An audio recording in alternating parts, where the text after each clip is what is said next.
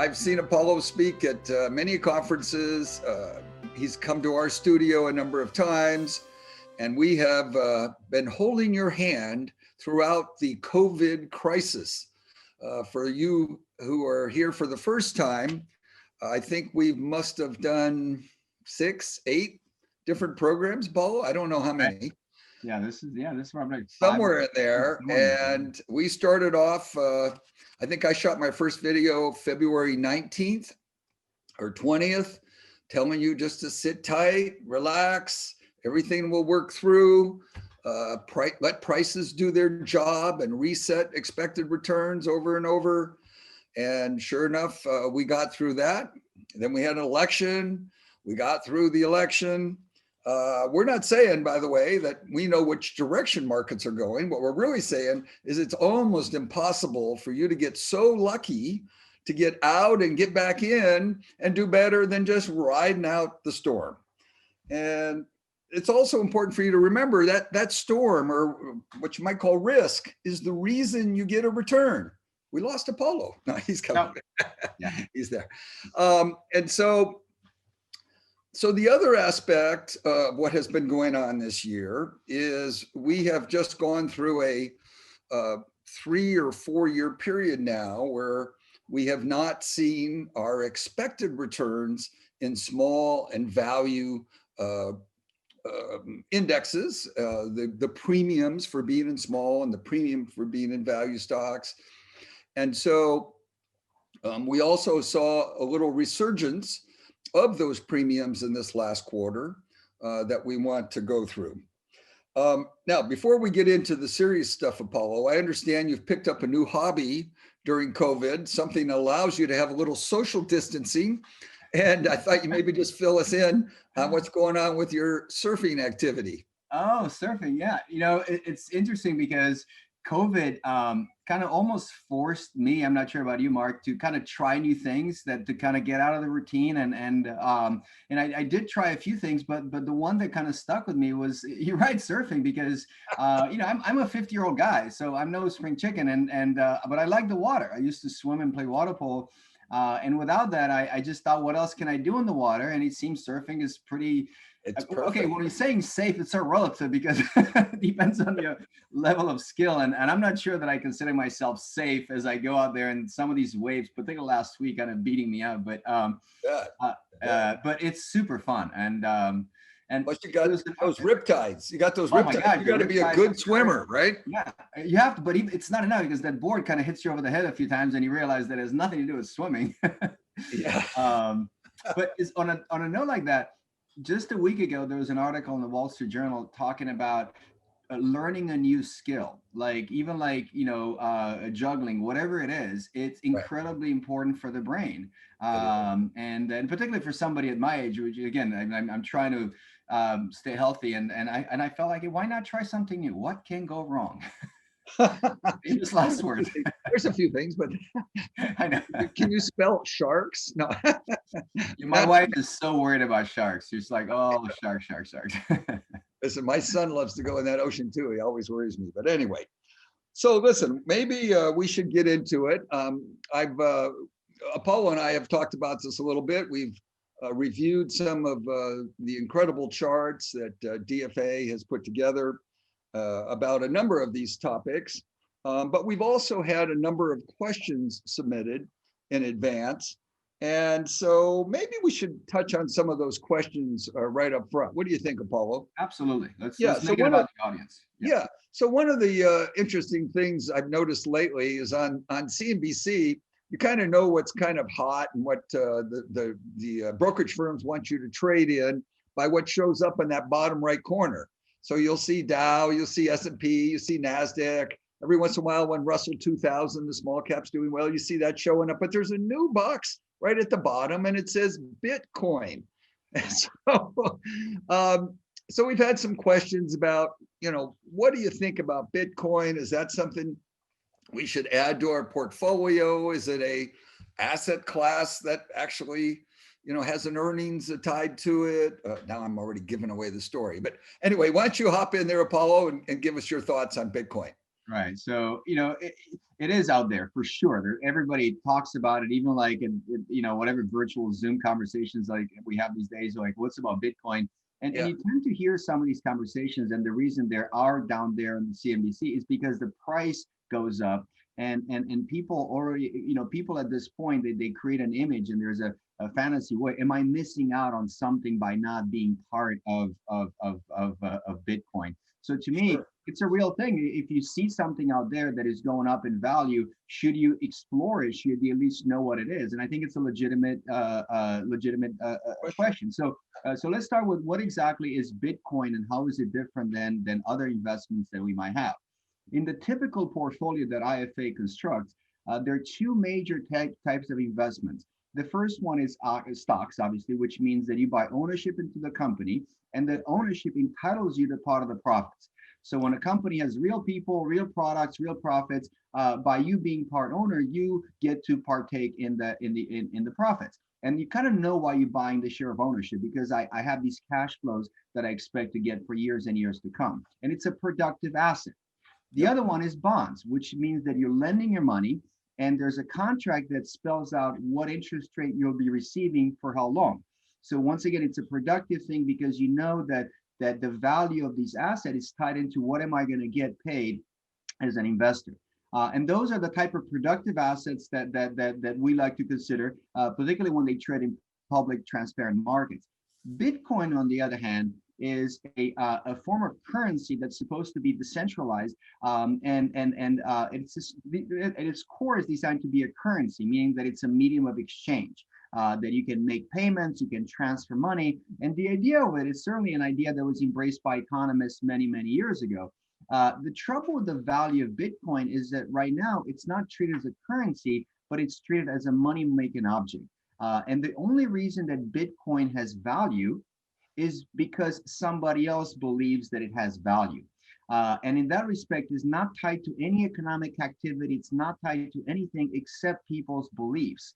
And at that point, that's the definition of a much more speculative asset class. So it is different than stocks and bonds because you have no idea where the value comes from, where the expected returns come from. Whereas in the for stocks and bonds, you can somehow compute that. And I think from there are a few things that maybe I'd like to share with the folks. What are some considerations as you're looking into Bitcoin, if anybody's looking into Bitcoin? The first one is that I found that when I thought about it myself and when I talk to people, the big question is, why are you so interested in it? Is it because it captured your imagination and it's gone up in price and you want to make sure you're not missing out? Is it because we're in a pandemic and you need some entertainment, and as a substitute to a trip to Vegas, maybe you get the excitement of watching the value of Bitcoin, which is in itself has some value in doing that. So Sure. what's the underlying reason? The second one is, how much do you want to put, if you decide this is the right thing, how much would you like to allocate out of your portfolio into Bitcoin? And is it 1%, 2%? Because the entire value of all the Bitcoins out there is somewhere between the net worth of Bill Gates and Elon Musk. That's all. So what is it, 0.1%? It won't make any difference. But if you go to 1%, 2%, 10%, then it becomes more of a big bet. And it's not really exactly helping you achieve your financial goals. And the Sure. last thing is, I think logistically, because it's such a deregulated market, most people underestimate the issues that come from the practical aspect of owning Bitcoin. You own Bitcoin means that on a computer somewhere you have a digital wallet. If you happen to lose the password to your bank account, you can call your bank and they'll reset it and you get access to your money again. Not a problem. Nobody ever has an issue with that.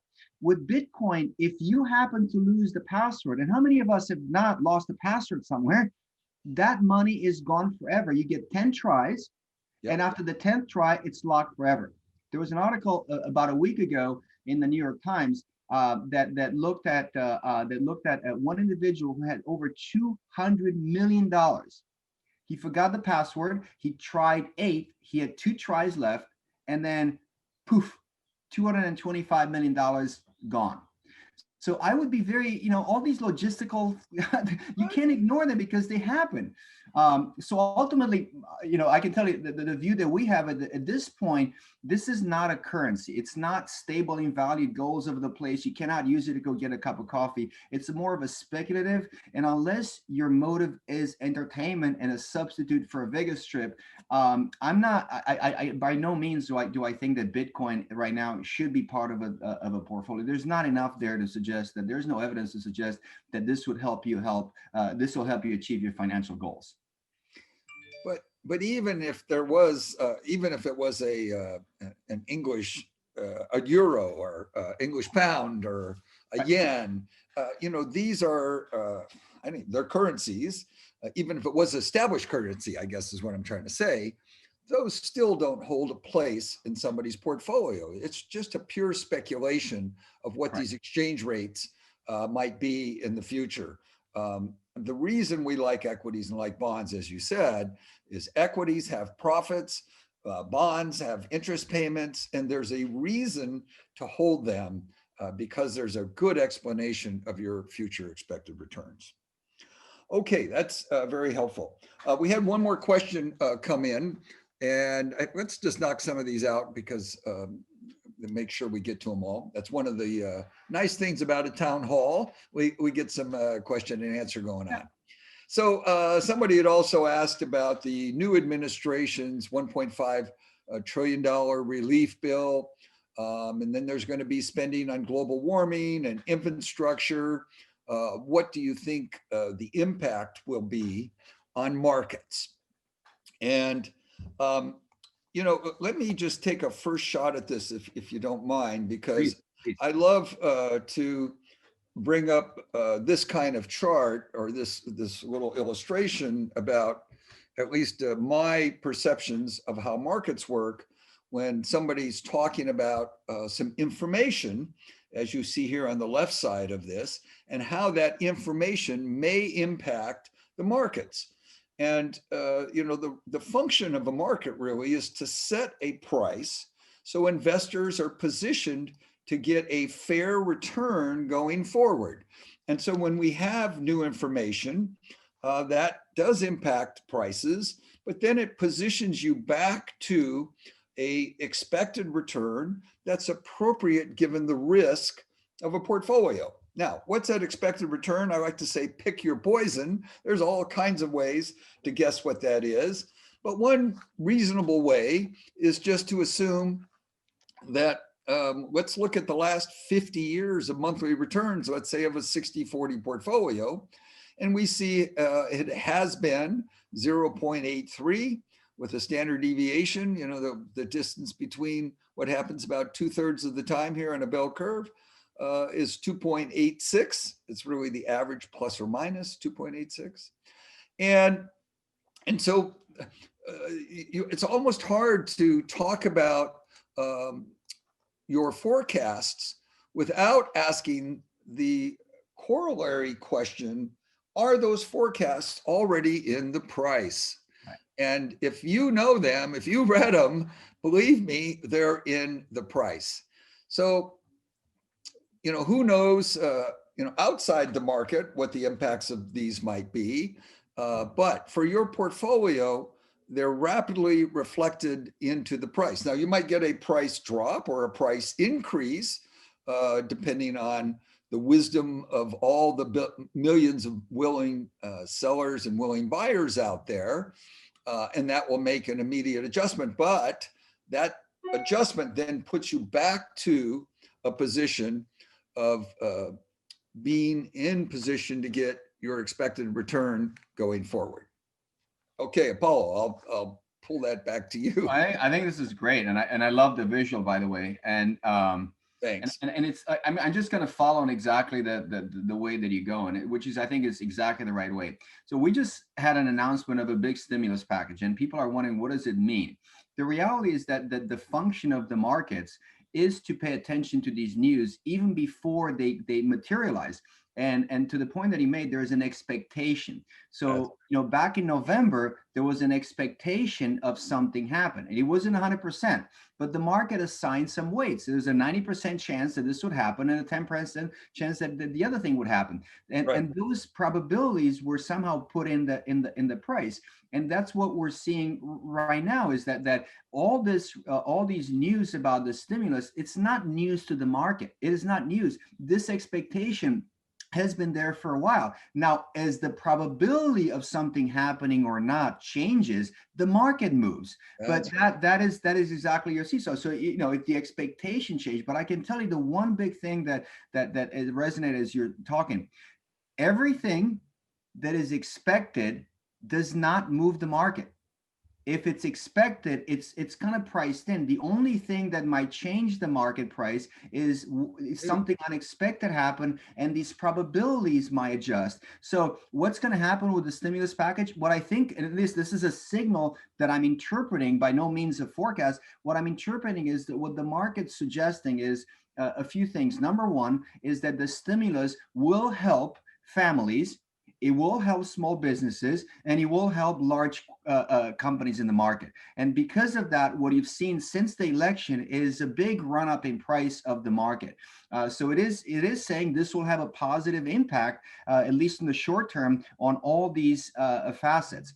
So the individuals which need help, a lot of folks are hurting right now. You have small businesses, you have large businesses. As a whole, this stimulus package will be a positive for the economy. But the question is, well, how do we pay for it? Because there's a lot of money there. And the way that this is reflected is, what is the impact that it could have on inflation, and what is the impact that they would have in the ability to repay the debt? So what we saw in how the yields move, again, looking at market prices, what we saw is that the yields, meaning the interest rate that you get on bonds, on the government bonds, that actually moved up. So there was an expectation that market participants that inflation might increase a little bit, there might be more economic growth, but it was a very small one. It wasn't like it went from 0.9 to 3%. It just moved a little bit in response to that expectation.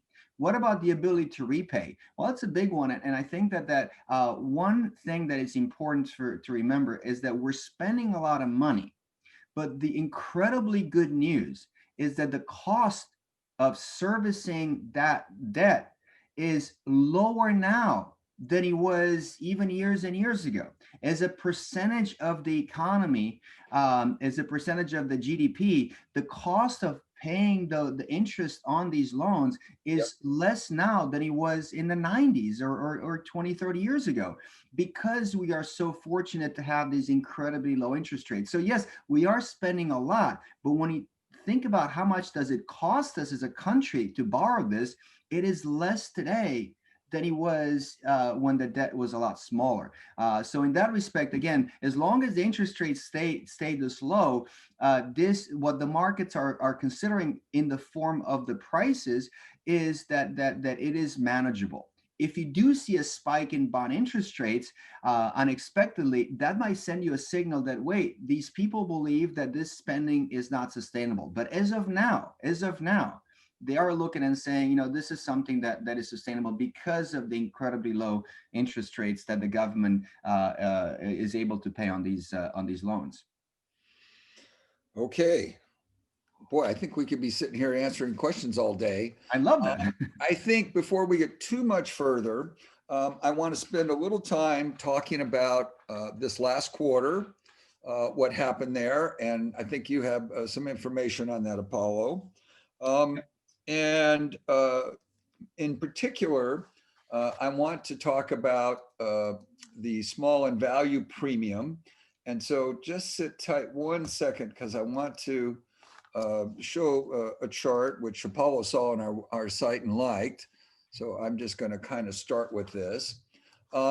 So we all know, probably most of you know, that we've seen a lack of the small value premium in, I don't know, last 3 or 4 years in particular, because it was so extreme in that period. It actually stretches out longer than that, but the period prior to those 3 or 4 years, the actual expected returns of those premiums were pretty close to the expectation. But after that 3 or 4 years, a lot of people were wondering whether those premiums were dead, whether Fama and French were past their prime, and whether their research was useless, and whether risk and return actually were not related anymore, really what it comes down to. So about September, we started to see some random changes in these. Now, a lot of people like to perceive these as some exploitable patterns that you can work off of. But the main reason I'm showing you this is not some trend. It's evidence of occasional extreme random outcomes. If you think about the bell curve, and sometimes they come along and they can be very large. The folks at Dimensional have been telling this for a couple years, I think, that when these change, they can change very quickly. So let's just take a look at this table. Now we're just using simple Russell indexes, but you can get a general flavor for these differences. So here's small value over the last 4 months and 13 days, starting in September of last year. And you can see it is up 36%. And if we contrast that with the large growth, which has had this incredible long run, in that short period, it's only earned 6.46%. So almost a 30% difference in a 4-month period. Now, if we get the growth in value out of there, we just look at small minus large, we see there's a 24% difference, 35.8 versus 11.5, and large value at 17.25 versus large growth at 6.46. So that's a 10.8% difference.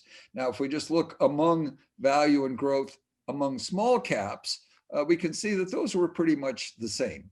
But the main thing you want to look at, because we're looking at these two dimensions, small and value together, is the combined small value versus large growth. And you see it was quite a change. And by the way, most of that change occurred in 1 month during November.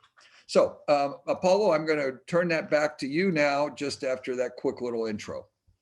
No, and I think you kind of hit it. For a long time, we did not see these positive premiums, and we expect them every day, but they were just not there. It just happened not to be one of those stretches. And yeah, what we saw, and just to kind of give you my view on it, the reason we did this in the first place, that was one of the questions that I always think about. Why did we do this in the first place? Does that theory, those concepts still make sense? And as long as the theory is there, we kind of know that's not going to be the same. Like, if you go to a ski resort in January, you expect to see snow on the ground. Right. But if anyone in January show up and it's no snow, I know it's no snow, but my expectation is that I will see snow on the ground next time. So yes. The question is, has anything changed? And here's the way I think about it, to put some intuition, because I think the numbers are incredibly compelling. But what's the intuition? Think of value. Value, what does it mean? Because you hear so much value. What it means, value versus growth, is literally how much do you pay to own something, to buy something? And if you look at, let's look at one of the most intuitive ways that I found to think about it. How much does it cost you to buy $1 of earnings from different companies? So that you just want to buy that $1 of earnings. How much does it cost you? Right now, if you're looking to buy, let's say, a company like Intel, it would cost you $10 to $15 for that $1 of earnings. If you wanted to buy Pfizer with the vaccine, it would be $20 to $25. If you're looking to buy Apple, it's $35 to $40. If you're looking to buy $1 from Amazon, it's over $90. Now, what about some of these companies that you hear on the news? Zoom. It would cost you over $250 to buy $1 of earnings from Zoom. And then the crazy one is, if you wanted to buy $1 of earnings from Tesla, it would cost you over $1,600.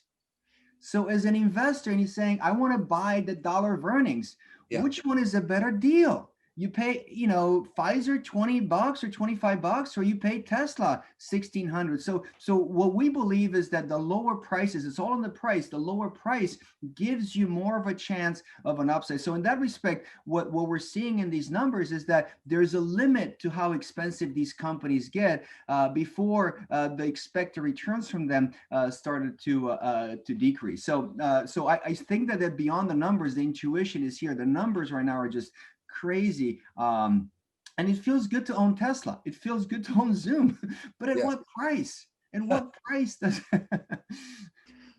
So I want to reinforce that a little bit because Apollo, you said, you know, we believe. What we're here to do is show you evidence and to show you data to support what we do here. And when we look at the long-term data, not 10 years, not 5 years. Someone asked a question about 10-year returns.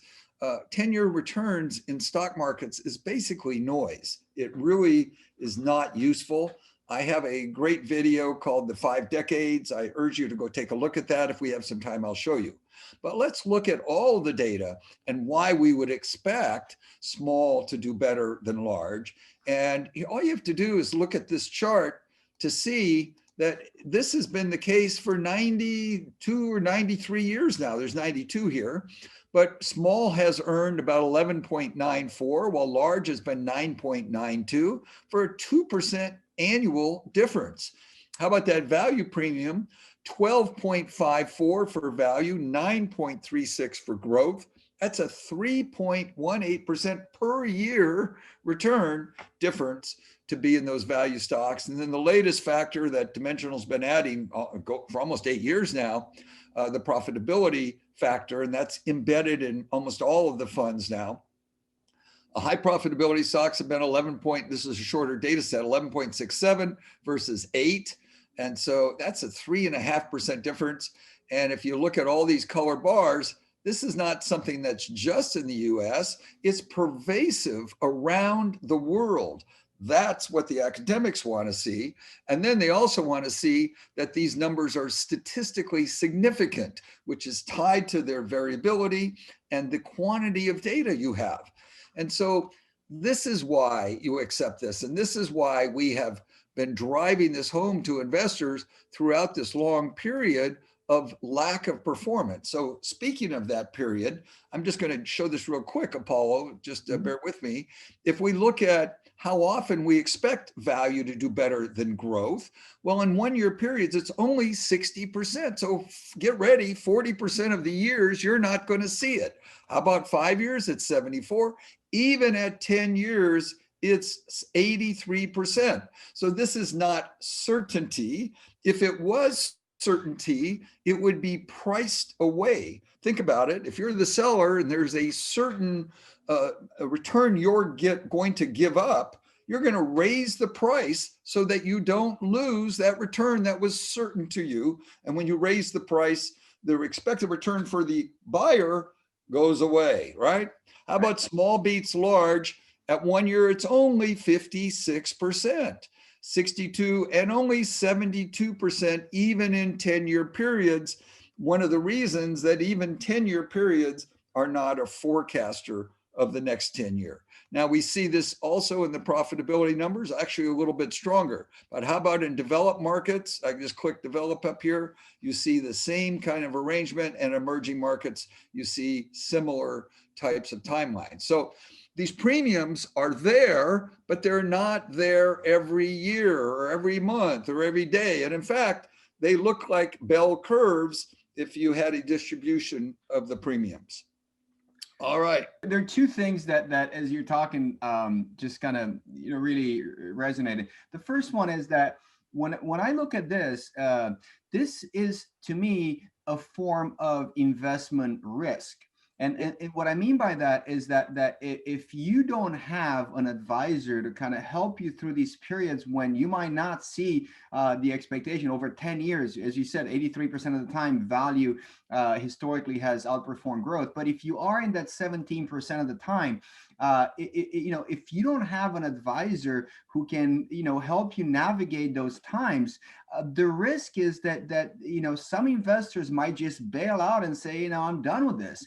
And they might actually move out at exactly the wrong time. So to me, this, if you ask me, why is it that more people don't do this? What's the risk associated? Well, one of the risks is that people might lose discipline without an advisor to help them through periods like we're going through right now. Because when the tide turns, and nobody knows when, but when the tide turns, as we've seen historically, then you are invested in. And what I've come to believe that without an advisor like you, like IFA, it's really hard for people to stay disciplined, particularly under periods like this where it's been a few years of underperformance. So to me, this is a form of investment risk and not necessarily volatility, a different shape, but the one that can be mitigated by having an advisor and staying disciplined, which is really hard without somebody like you. It really is. And we spend an enormous amount of our time trying to keep investors, on the right path, keeping them in their saddle, if you will, so that they're positioned when these return premiums actually do show up on the positive side. I was just looking here. I've got a chart here. And so if we were to look at the distribution of monthly returns for a small cap excess return, what was called the small cap factor premium, it has averaged about 0.19% per year for the last 56 years. But you can see there's a month here where it was up 21% in a month. And then there was another one down here in extreme where it was down 17% in a month. So that meant the large companies did better than the small by 17. And here the small did better than the large by 21. But what you see is it looks like the old bell-shaped curve, which really goes back to my other chart that says the prices are being set for the expected return constantly, but you get these random outcomes around the average. And it looks very much the same for the value premium and even the profitability premium, although that profitability has a more narrow standard deviation and a very nice excess monthly return. So that's one of the reasons that after, 40 some years, Dimensional, actually after 30 years, Dimensional finally added another factor to their two factors, right? This new factor material doesn't come along very often. There is another one called investment here, which is slowly making its way into some of the portfolios, but in a smaller manner. Okay, so I'm going to let you show some of your great material here too, Apollo, but I think we're both having a little fun bouncing off of each other.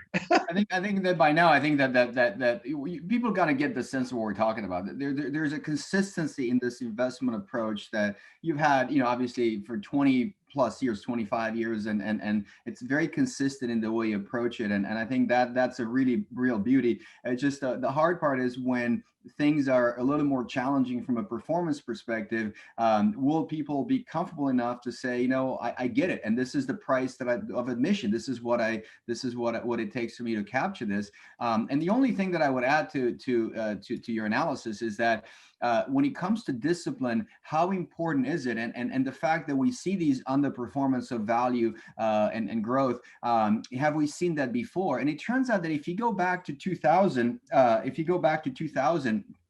by the end of March, what you saw is that the growth outperformed value going back to the inception in '79. So it's a pretty significant underperformance, and it wasn't just since inception. If you look at the 10-year underperformance, it was a negative 5% underperformance, and on a 5-year basis, it was staggering, negative 10% of the performance, meaning that growth outperformed value by almost 11% per year for the previous 5 years. So it was very similar to, not quite, but very similar to what we're going through right now. And it was a legitimate question. You know, has anything changed? Does it still make sense to be in value when look at these numbers? They're so compelling that everything's is turned around. And what's fascinating, the questions that we're getting is, you know, first of all, has everything changed and does it still make sense?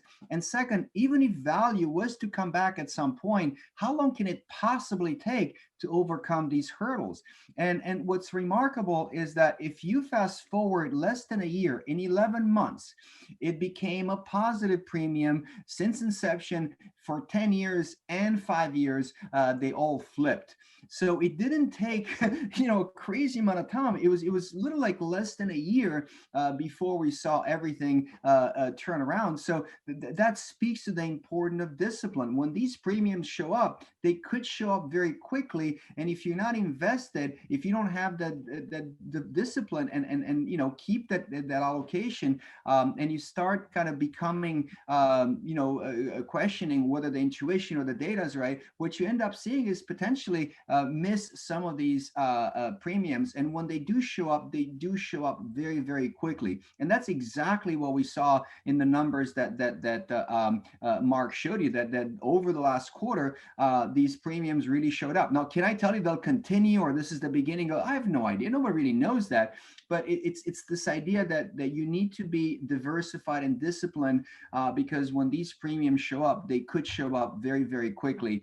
And if you're not in your seat, it's just a pity, because you were around for the risk, but you didn't stick around for the return. Exactly.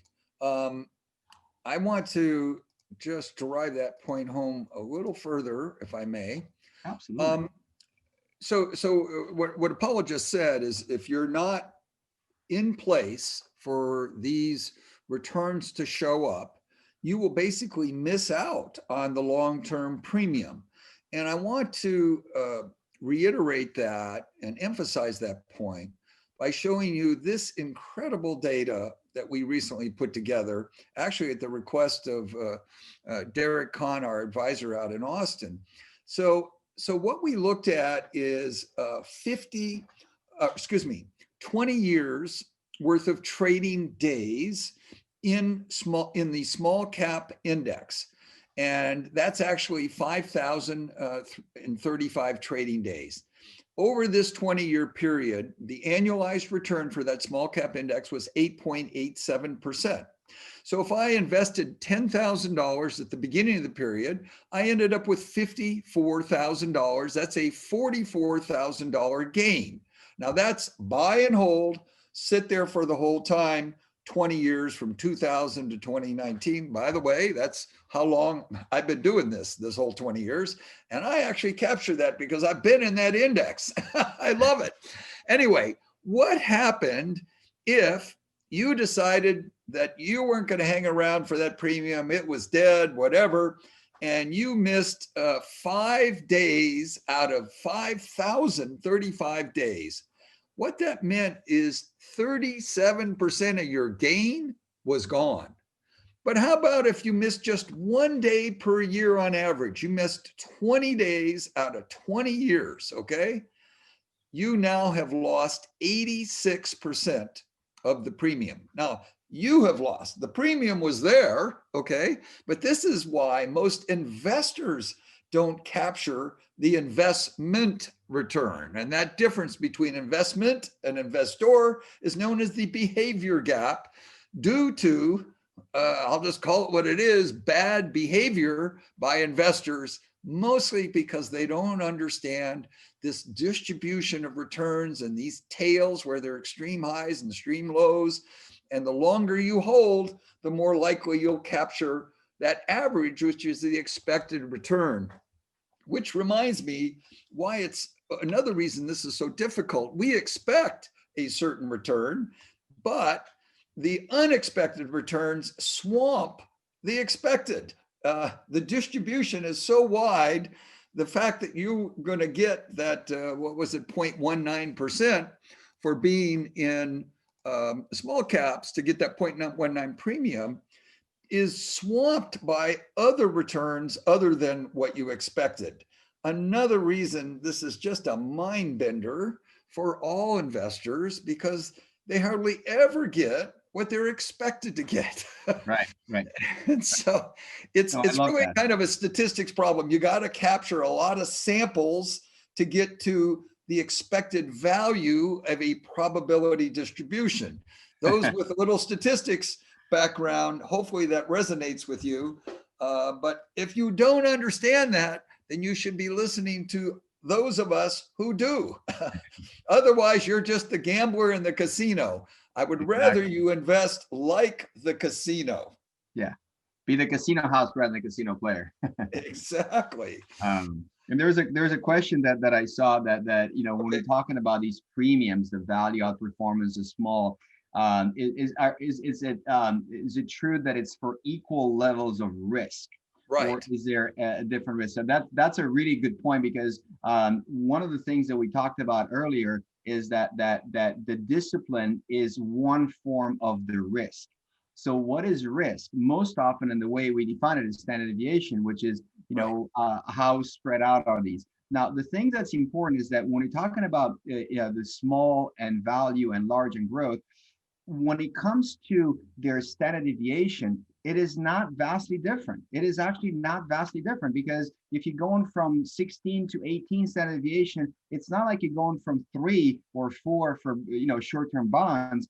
So it's not vastly different. But the reason that I think I would not consider that, I would say that this is considering the risk, is because the way that Mark and IFA builds portfolios, it is not about the individual risk of the asset class of small, value, large. Because when you blend them into a portfolio and you compute the risk of the entire portfolio, it turns out that the individual risk of small, value, large, and growth is really relatively less impactful than something called covariance and correlations. So when you compute mathematically the portfolio volatility, individual pieces don't really matter as much as the way they interact with each other.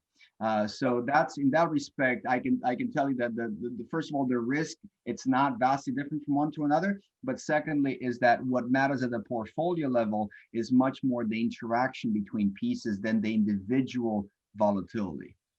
So let me drive that home with one of our favorite charts here at IFA, because he mentioned standard deviation, Apollo did. And in fact, we call this the big chart. We literally have thousands of charts we've created over the years. Right now, we've got like 92 on this page. But so here's large growth and here's large value for the last 50 years. In fact, I'm going to turn off our portfolios a second here so we can spread that out. Oh, I guess it didn't spread it out. Anyway, what you see here is they have very similar standard deviations, at least in this period. Here's 1708 for large growth and 16.96 for large value. If anything, large value had a little bit less. How about in the small cap arena? So here's small cap growth, it's 22%, and here's small value at 19.85. So they're both high, I would say, but small value is actually a little bit less. And as you see here, has had a significant return advantage over small growth, 13.7 versus 9.96 in that period. So that's one way to take a quick look. And then look on the lower left, that's where bonds are. Yeah, exactly. Because that's the big difference in risk, in volatility, is look at the bonds, which are so low relative to kind of the stocks are kind of lumped together. They're not identical, but not vastly different. But once again, what really matters is the way they interact with each other. And that's really important as you build these portfolios. And that's part of this optimization that started with Markowitz back in the 50s. And that's part of the way that you build portfolios is kind of look at this, at these dynamics. But as you also said, we would like you just to focus on the portfolio. Don't get too hung up on looking at all the little pieces in there. We've incorporated the academic evidence in creating these portfolios in the first place that go back 92 years worth of data now. And really what matters is here's, 100 levels of risk from 100 down to 5. The real question is, where do you sit in terms of your risk capacity on this scale of risk exposure? And rather than trying to get into what I'll call a little bit of the minutia of what makes up all these, and you see how they vary from period to period, it's all over the place. Try not to get too hung up on all these individual pieces and focus instead on how much risk is right for you. And then the decisions are a lot easier to make because you're just kind of going up and down this chart based on your answers to the risk capacity survey. So I'm going to give this back to you, Apollo. Well, I know that there are some questions that are coming in, and do you want to maybe make sure that we address? It's a town hall. Right. They hammered Biden and Trump with questions. They might as well hammer us. We're just impartial. Yeah. Well, we're go ahead. No, I was going to say, you want to choose a question, or because they're let's choose a question. That's fine. I mean, I think there's a theme into several of them that they have kind of the same theme. Yeah. One of them is ETF. ETF. That's the theme that I think that Why don't we address that ETF, since a lot of people have been asking about it? Yeah. So what's going on with the ETFs and all that? So if you look down through not going down the memory lane, but if you look historically, there's this idea of the main ways to incorporate some of the science and, the introduction of small and value and international small and variable maturity and all. So that's kind of the strategy level, but then the execution itself has been really important. And particularly since advisors became a big part of the business, then that's when we really become a lot more aware of the needs of the advisors and the clients like you, the folks on the call. So back in '99, there was this idea of let's help with some separate accounts. And from the separate accounts, as people were concerned about taxes, you basically had this need for maybe a tax management, and there were some funds that specifically try to mitigate some of the taxes. And what we've seen the last year or so is that some regulations at the federal level were streamlined to make it easier for ETFs that are non-indexed to be part of this ETF universe, because the ETF universe is dominated by index, by pure index. You have to disclose the holdings, and if you're an index, that's not a problem because it's a list published every day by a committee. But if you're not an index, then it wasn't easy to have a fund like this. So when this happened, one of the big things that we realize is that from a tax management perspective, ETFs can perhaps add to what we're already doing. So why don't we, conceptually, why don't we just, kind of continue to have the mutual funds, but for the folks who might prefer to have a little bit more tax management, why don't we look at ETFs as a way to be more efficient in the way that we deliver the tax management portion of the fund. So, everything else being equal, if you can add another layer of tax management to the funds that you already have, why not? It's in the client's best interest. So that's what we've been looking for a long time. And then with this new rule that streamlined the ETF process, is just a way of how do you bring it to life. So rather than using mutual funds, which can do a good job, these ETFs can do the same job that the mutual funds did, but add another layer that wasn't possible with that format. So the content is the same. It's the same book. One is hardcover, the other one is paperback. It's exactly the same book. It's just that this is a little bit more efficient from a tax management perspective. So what we did is basically simply look and realize that we can deliver a better experience without realizing the transition costs from mutual funds to ETFs because of these new rules that emerge. So it's nothing more than just taking some of the things that we've already done and do them a little bit better. It's just a different structure. That to me, they retain the same philosophy, the same everything is the same. It's just a different wrapper that allows us to do some things on the tax management side that we could not do in the mutual fund structure. So also, I like to remind investors on the ETFs that even though you're not getting a distributed capital gain each year, the capital gain is building up in the ETF, the exchange traded fund. And so what's happening is you're delaying your realization of those capital gains until you sell the ETF. They're still embedded in the fund. That took me a while to understand myself. I remember Chris mentioned that one time when he came to our office, and I had to think about it a minute. But the mutual fund has capital gains, and they distribute every year some percentage of those, and then you get an adjustment down in your price. And so at the end of the day, the amount of capital gains are the same. It's the realization and the taxes you have to pay on them that have a little different time period associated with them. And so if you can defer those taxes on those capital gains, that's a preferred way to hold them. And so that's one of the reasons that they're doing this as well. There's also the issue of non-qualified and qualified dividends. The dividends that are qualified are treated as a dividend, as ordinary income, and the non-qualified are treated as ordinary income, and the other ones are treated as regular dividend rates. So, so Dimensional makes an effort to avoid the non-qualified dividends in these ETFs, and that's unusual in the industry. We don't see that in the other exchange traded funds, at least that I'm aware of. So there's a handful of little tweaks, I would say, that they're making. Now, we're index fund advisors, and we always had this little explanation we have to do about, Dimensional's funds not being quote unquote index funds. And this is because when they put a name on the benchmark in their prospectus, that benchmark doesn't follow the same rules of construction that Dimensional uses in structuring their strategies.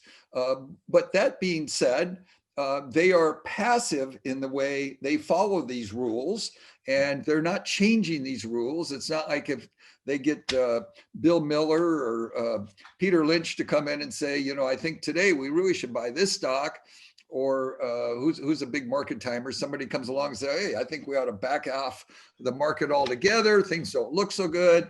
So there's no stock picking, no market timing going on in these Dimensional funds, but they also don't follow MSCI or a Russell 2000 value index that are more well-known indexes out in the world. So because these ETFs follow these new rules that Apollo mentioned, they actually are labeled as active ETFs.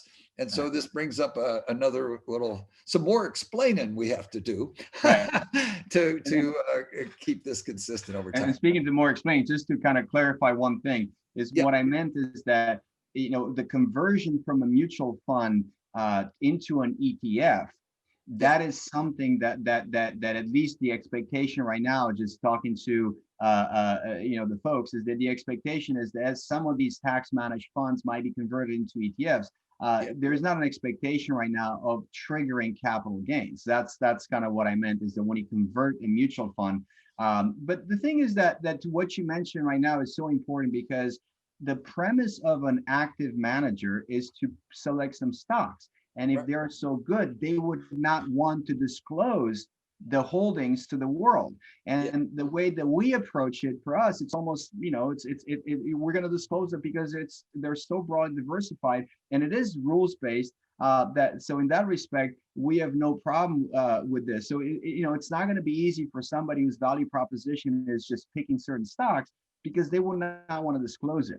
But the term active ETF simply reflects that you're not following to the teeth a commercial benchmark list that is published out there. That's basically what it means. Or the prospectus benchmark, really. Exactly right. The Yeah, perspective. yeah. Yeah, exactly. The prospectus benchmark. Yeah. But just to clarify, when I meant the ETF no capital gains, what I meant is that if you convert a mutual fund from a mutual fund into an ETF, at least the expectation right now is that it won't trigger gains by saying, oh, you have to get rid of the mutual fund and buy into ETF. No, that's the conversion that at least at this point is considered to not to trigger capital gains. That's what so Paul, someone was asking also about the timing of these.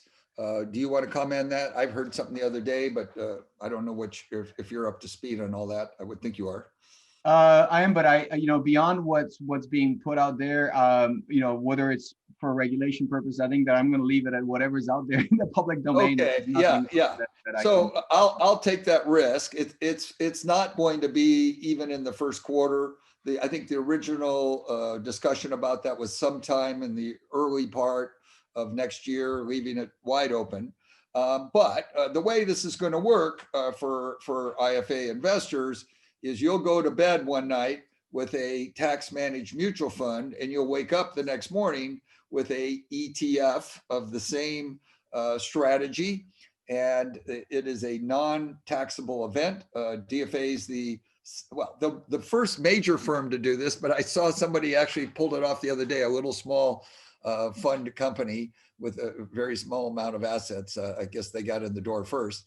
But anyway, to do this conversion is a pretty big deal because you eliminated realizing any capital gains to do that. Now, Paul, I see that we're starting to run a little short on time. I'm just going to throw this one slide up here so that we can at least just cover a little bit about what happened in this quarter. Wait a minute, this is the one I want here. Okay, good. Just because it is the quarterly review and we're starting to run a little short. And I'm going to cover this later, but I just wanted you to see here, small value, for example, was actually up 32.7% in this fourth quarter. And you would have not known that if you looked at the quarter before that, because small cap value was only up 4% for those whole 3 months in the third quarter. And one of the things that we like to do, Apollo, I'll show you this, is we like to put these in order of how they did the previous quarter to show the randomness of asset class returns in the subsequent quarter, and to remind people there's pretty much nothing you could have learned about last quarter which would have helped you invest in the quarter before, I guess, other than fixed income is always going to have a low return relative to the equities. But the randomness of equity returns are very clear there. And as what we like to remind people is, listen, don't get caught up in that random minutia of individual pieces. Focus instead on a whole asset allocation. And when the equities are positive, almost all the time, you're going to see 100 do better than portfolio 10. And so here you see you made 5.4 in that quarter, and you made 21.9 in the fourth quarter, which is a very high quarterly return for portfolio 100, because I think the average monthly return is about 1%. So, the average there is about 3% per quarter. And all of a sudden you've got a 22% return in one quarter. Right. So was there any more quarterly data you wanted to share? I know you had some nice charts on that. No, not really. I mean, we're kind of running low on time. Only be respectful of people's Sure. There's not really, I mean, I think what we saw is that emerging markets, international markets also had a good quarter, touching on that a little bit. I think emerging markets was up even more than the US. International developed had positive for the quarter. So overall, to your point, it was a good quarter. And I mean, the only comment that I would make is that, take a step back. September 30th, you start seeing some of the lockdowns being put in place. Yeah. You see the economy kind of shutting down a little bit. You see people not being able to do the things because of the pandemic. And it kind of it's in line with what we saw earlier. What a resilient market, because even as we're going through a second wave, and in the US, I think we're getting close to 400,000 people who died because of COVID. Somehow in this fourth quarter, with the resurgence of the virus, with the lockdowns, the market had such a remarkable period. It kind of speaks a lot of the value of the advice, because to me, having that consistent, disciplined approach really pays off in times like this. How easy it is to say, boy, this does not look good, I'm better off staying on the sidelines. And quarters like this is what really drive long-term returns. So I think it's kudos to you, Mark, and all everybody, the team at IFA, for working with clients and making sure that they're there to capture returns like we had in Q4. Well, we learned it from you guys. We learn from each other. I mean, just to reflect on that. I know we're short on time, and I love reflection. I sat in a hotel auditorium, or what, a hotel ballroom next to the Dimensional headquarters, probably June of 1998, and heard these stories for the very first time. And the crazy thing is 22 years later, really the only thing new is profitability. Other than that, almost everything that I heard from Professor Fama and Professor French and Rex Singfield and David Booth and Dan Wheeler, all these really legendary personalities in the field of investing, has really been consistent and amazingly proven out over time. Somebody had asked the question, just because we've seen this for 50 years, why do we expect that in the future? My explanation to that is returns are really generated by prices. And where do prices come from? Well, that's a willing buyer and a willing seller agreeing at a price that they're willing to trade at, right? And what do they use to come to that conclusion? And what they use the current information and the knowledge out there.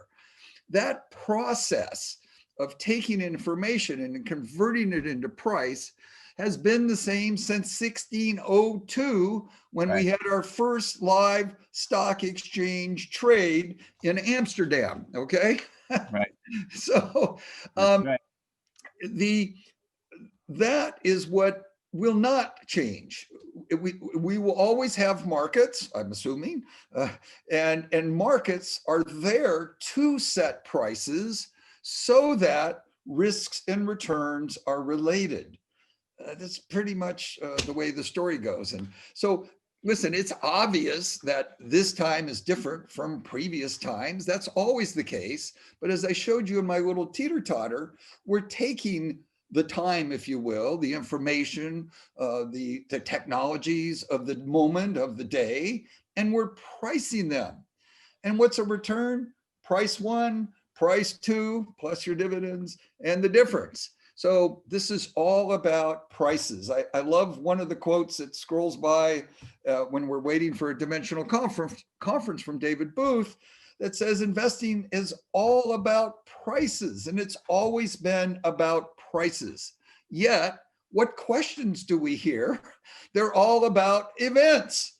So what you want to ask yourself after posing a question like this, or like many of these questions about the moments of the day, is this information already in the price? And if it is, move on. Find something else to think about, because you are wasting your time trying to outsmart 10 million traders trading 10 billion shares today. Okay, it's not, you're not going to have an impact on that, because even the professionals don't have that. Now, somebody asks, we have all these DFA funds in here. Have you looked at alternative funds, and would you consider other things, or why do you use these dimensional funds? So first of all, every quarter, our investment committee does a comparison of the entire universe of funds in each asset class category that we're in. And we came up with our own methodology of rating these various funds. And one of the things we look at is how small and how value tilted are these funds. We're also looking at how diversified, what the fees are, this kind of thing. But returns are tied to these factors. First of all, we have to accept that markets are efficient. Once we do that, then risk and return are related. And then we've got to see, like that factor chart I showed you, which one of these factors are a good characteristic that have explained returns over time. And once we know that, then that's what we want to own. Well, Eugene Fama and Ken French are the guys, designing investments largely at Dimensional. And these are the guys that did the research on this. So where else would you go to find a better implementation of this Nobel Prize winning research around the characteristics that have explained returns? What do you think about that, Apollo? I think you're absolutely right. I mean, and I think you touched on, there's the research, and it's great to know that you have the people who develop the research, but the implementation, it really carries the day. You can have a great idea if you don't implement it properly. It's going to create problems. And I think that having the experience of 40 years of doing it really makes a difference. But I think it's absolutely fair that and just for everybody to know, particularly with the question that the way I heard it, there is no real monetary. There's actually zero monetary relationship between IFA and Dimensional. So the reason that the investment committee decides to use Dimensional is not because Dimensional is paying IFA anything to use the funds. None of that. They could use any other fund and they wouldn't miss a heartbeat. They only work for clients. It's an exclusive interest of your clients. So the fact that they choose this, it's an obligation for us. And we really thank Mark and IFA for the trust they placed, and all of you for the trust that he placed in Dimensional. But the reality is that if we don't do what we're supposed to do, they have no obligation to continue using Dimensional. They can switch to something else that would do a better job. And that's kind of what their job is every day, to evaluate this. Yeah. So someone said that we do have some other funds. So listen, Dimensional has one, what I'll call standard index fund. It's the US large company fund, which tracks the S&P 500. But even that, about, 10 years ago or 8 years ago, they started using some of their patient trading and their trading strategies to improve those returns a little bit. But their fee on that fund was higher than we could get from Schwab. And the returns were actually pretty close. But we said, well, Schwab's come out with a lower fee, and we went with Schwab on that particular fund. Dimensional, actually, in the early days, we had done this. We'd switched to Vanguard at one time. Dimensional came back and then lowered their fee. By the way, that's the other component of this ETF, is they're actually lowering their fees on these ETFs, I think, to be a little more competitive with the ETF market. But they're no dummies. We're no dummies here. We're seeing all of the competition. We look at the market, and we all want to be competitive in these. They want to be products competitive. We want to be service competitive. And but also we want you to get good value. So for the price you pay, we want you to get something that's actually superior than you might get elsewhere. And in our case, we like to think we give you better education, which holds you back from wanting to be a speculator in these markets. When you better understand market efficiency and asset pricing models, that's the small end value premiums, that kind of stuff, you're more willing to be a patient investor. So that, I think, explains some of that. Listen, we're well over our time, 9 minutes or so. I do have an event, so I'm gonna make you host. Right. Listen, Mark, it was so fun, and thank you so much for having us again, and thanks to everybody for attending. And Apollo, thank you again, and we're going to get you back next quarter if you're around. Absolutely. And, not going anywhere. No flights for me. you really helped our clients stay put throughout this COVID, and I am certainly thankful, and I hope they are as well. You have a great day. Thank you. You too. Have a great weekend. Bye-bye. All right. Okay, so Grant, you had asked about Bloomberg this week said something about an index fund. The trillions of dollars going in index funds are distorting prices. So I don't buy that. You know, if you think about it, we have roughly 5 million buyers, 5 million sellers all day long in these investments. So Bloomberg is in the business of trading. Come on, they sell terminals that pump out information, trying to get people to trade on that information. And so, you know, I hate to say it, but Bloomberg, it does have some useful information, but opinions like this, I would say, are not particularly useful. But let me just reiterate, go back to the old teeter-totter here for a second. So we, you know, we have literally 5 million buyers, 5 million sellers, and they're arriving at a fair price. Now, maybe you could say there's a little more demand on one side versus supply, but I just think that kind of gets lost in the overall, the diversification of trades in any one day. So listen, what's the worst case of that? I mean, we'll take it if it pushes up prices a little bit. Maybe they're going to retract a little bit down the road. But one thing we do know is there's no evidence that we can time these markets. And so, you know, it is what it is. We just ride it out and we try to stay in position here to capture our expected returns. As you see, when we look at long-term data, about half the returns are greater than expected and about half are less. And occasionally you get these extreme outcomes out in the tail. So anyway, I wouldn't worry about that. Bart was asking about our ability to service the debt when 10-year bonds reach 10%.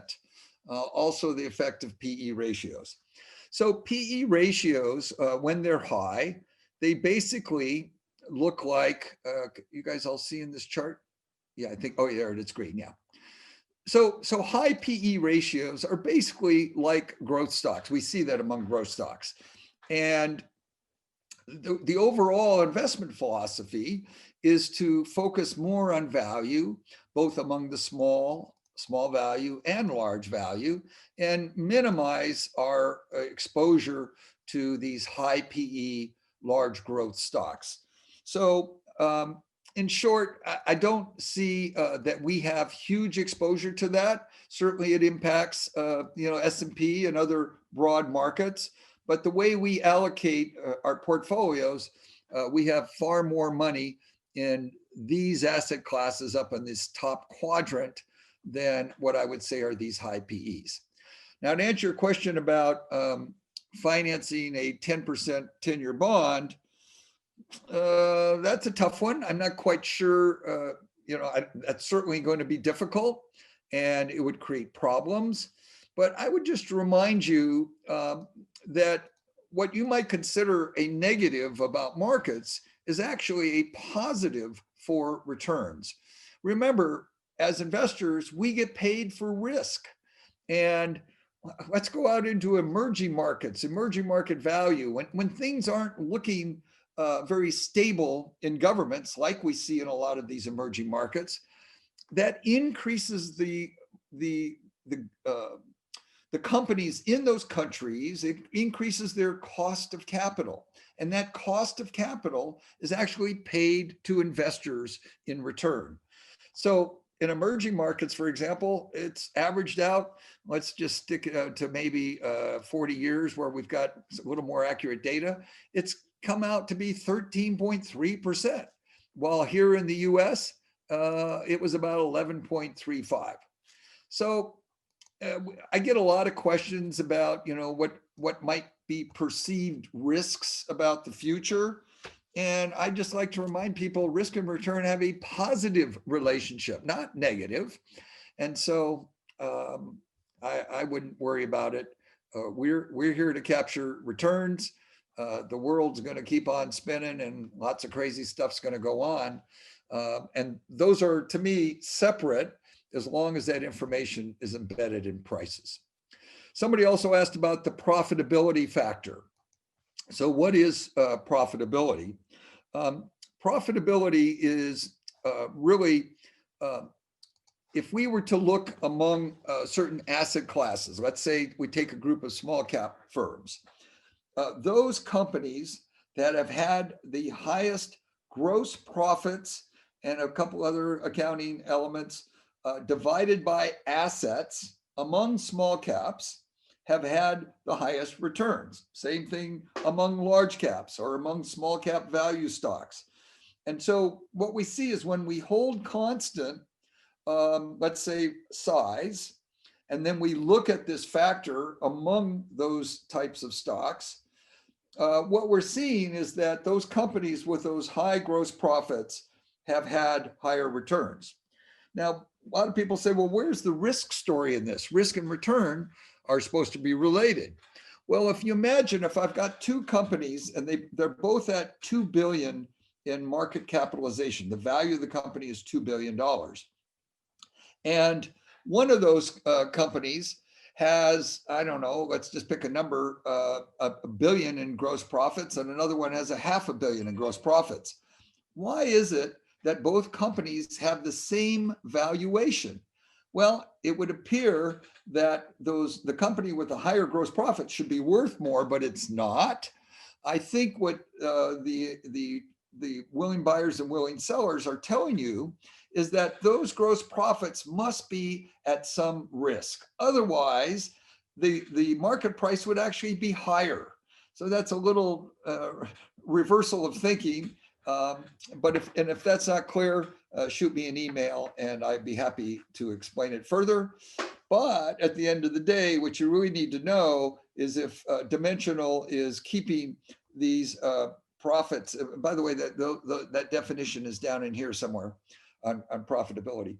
Is if Dimensional is using those rules of construction around the criteria used to generate this data, then you would like to have some of that in your portfolio. Now, there are some two funds in particular that really focus on profitability, one among US large caps and one among international large caps. And we actually have created some portfolios around those recently. One of the problems for investors who have been around a while, for you to make that switch in a taxable account, you're going to have capital gains to pay. But if you have an interest in learning more about profitability, or maybe getting a little more profitability into your portfolio, talk to your wealth advisor about that, and they could further explain that information. Let's see. I see in the chat, Chris sent a little link to explain something about the index boogeyman, a little article here you can read about that. All right, Gary, should we convert all of our IRAs to Roth? So Gary, that's a question for your wealth advisor, whoever you're working with. You should give them a call, but the answer is not automatic that you should convert all those. I can just tell you in general, I don't like to pay a penny of tax until I am required to pay it. And when you do that conversion, you're giving up almost half of the value of your traditional IRA to get over to that Roth. And in our own analysis, the Roths were more valuable the younger you were when you started off in the Roth. Okay, so non-DFA funds, we covered that one. And Don George, so if we look at all mutual funds, should we change to ETFs? So I wouldn't change to all ETFs. It depends on the exposures to size and value and the information you're seeing in this chart as to whether we want to move entirely to an ETF portfolio. However, some clients have specified their interest in an ETF portfolio, and we have developed some models around that. And so if that's of interest to you, the pluses and minuses of that type of investment product can be easily talked about by talking to your wealth advisor. Well, Boy, we got a long one that time, Kenny. So I think we're going to wrap it up for today. I see that 70 of you hung in there. Thank you for taking so much time and spending that with us today. And I wish you'll have a happy, long holiday weekend. And I want to thank Kenny for setting this up and hanging in there with us for all this period of time. Thanks, Kenny. Always a pleasure, Mark. Thanks everyone for joining. Have a great long weekend. Bye. Thank you, everybody. Bye-bye.